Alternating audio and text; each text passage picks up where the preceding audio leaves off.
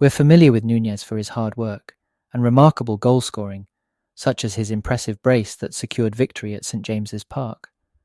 However, have you ever wondered about his path to achieving this, ultimately becoming our new number 9? Today, we'll delve into the story of Darwin Núñez. Let's begin.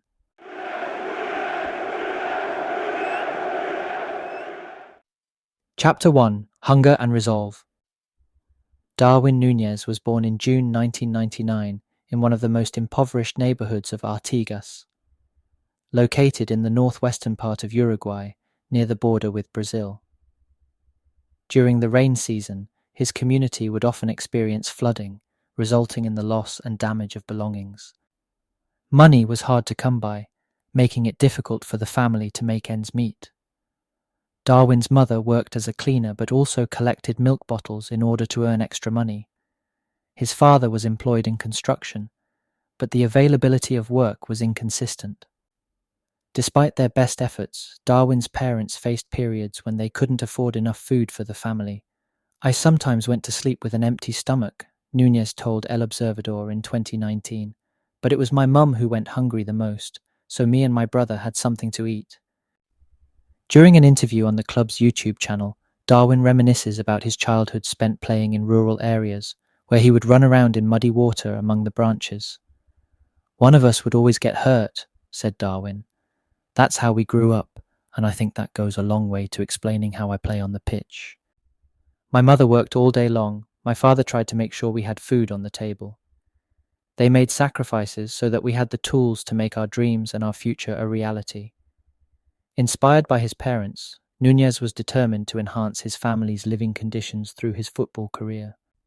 He climbed the ranks, starting at La Luz, a local team, and later joining the town's academy team, San Miguel de Artigas.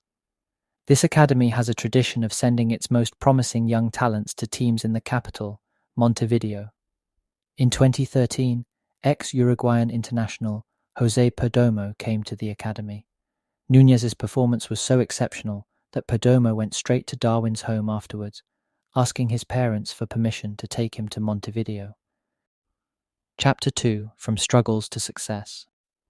At 14, Núñez journeyed 600 kilometers to the nation's capital city Montevideo, alone. It was tough and he was often homesick. Club Atlético Peñarol let him return to Artigas, with a promise to return in a year. At 15, Darwin came back, excelling this time. He joined Peñarol's academy, one of the 2 biggest clubs in the country. He was fast and powerful, even before he started to grow into his body and put on a bit more muscle, recalls Fernando Caruchet, director of the academy. His physical attributes allowed him to dominate opponents with ease. The other team could never really stop him. He studied videos of Edinson Cavani and tried to mimic his movements, particularly his diagonal runs in behind the defence. I always remember a goal he scored at under-17 level. He dribbled half the length of the field. At that point, I knew he had nothing left to learn in that age category. He needed a bigger challenge, said Caruchet.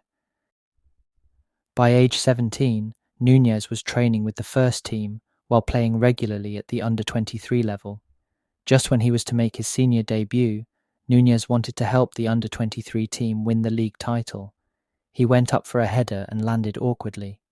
His knee had buckled under the weight of his body, tearing his anterior cruciate ligament. Darwin worked on rehabilitation and returned after a year. However, after his first training session, Núñez faced yet another setback. He'd end every training session in tears, Leonardo Ramos, first-team coach, told The Athletic in 2022. At one stage I took him aside and asked him how he was. He told me he wanted to quit football and return to Artigas. He said he could not take the pain. Encouraged by his family, the coaching staff, and his own determination, Núñez underwent one more surgery and at last made his return in June 2018. In total, Darwin spent a year and a half on the sidelines. All the setbacks had strengthened him mentally, and Núñez made 12 appearances for Peñarol's first team that year. In 2019, Darwin hit a purple patch of form, scoring twice in the Under-20 World Championship and a hat-trick in the nation's first division. That blitz was enough to convince Almeria of Spain to pay an initial $4.5 million, £3.7 million, for his services. Chapter 3: European Dream. As a child, Darwin's ambition was to both play in Europe and support his parents financially. Despite facing numerous challenges along the way, he remained focused on achieving this goal. Now, at the age of 20, he has turned this dream into reality through his dedicated effort and the sacrifices made by his family. Using the earnings from his transfer to the Spanish Second Division team, Almeria, Núñez purchased a house and 6 hectares of land for his parents in their hometown of Artigas. Núñez did not rest on his laurels. He became an instant fan favourite. He is the kind of player that every fan loves, because he gives his life in every match, said Pedro Emanuel, first-team manager of Almeria. That season, Núñez scored 16 league goals. With Almeria missing out on promotion to La Liga, clubs all around Europe came calling. In September 2020, Núñez signed for Portuguese giants Benfica for a €24 million transfer fee. In his second season with Benfica, Darwin had a remarkable performance, netting 34 goals in 41 matches, which included scoring in both matches against Liverpool during the Champions League quarter-finals. Reflecting on his experience playing at Anfield, he expressed, "Playing there was an incredible experience, and at that moment I said to myself, it must be great to actually play here." Chapter 4: Liverbird on his chest. Darwin has a vision of winning trophies and seeing them on display in the training ground.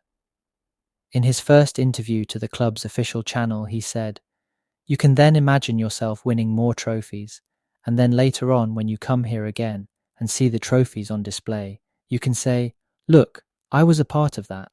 I was there at that time, winning trophies.' That's one of the reasons why I came here to Liverpool, to win trophies and titles. I want to win a lot of trophies at Liverpool." Arriving in a new country, not speaking the language and playing for one of the world's biggest clubs under the global spotlight has not been easy. His performances improved towards the end of last season, especially scoring twice in a historic 7-0 win against rivals Manchester United at Anfield. This year he showed to the world his power, pace and composure, scoring the equaliser and game winner, coming off the bench against Newcastle. Thanks to his genuine and pure attitude to football, Darwin Núñez has already won over the fans at Anfield. Even though he's still working on improving his English, he's already on the same page as both the fans and the manager when it comes to the language of football. Thank you very much for watching this video. I hope you have a lovely day, and until next time, goodbye.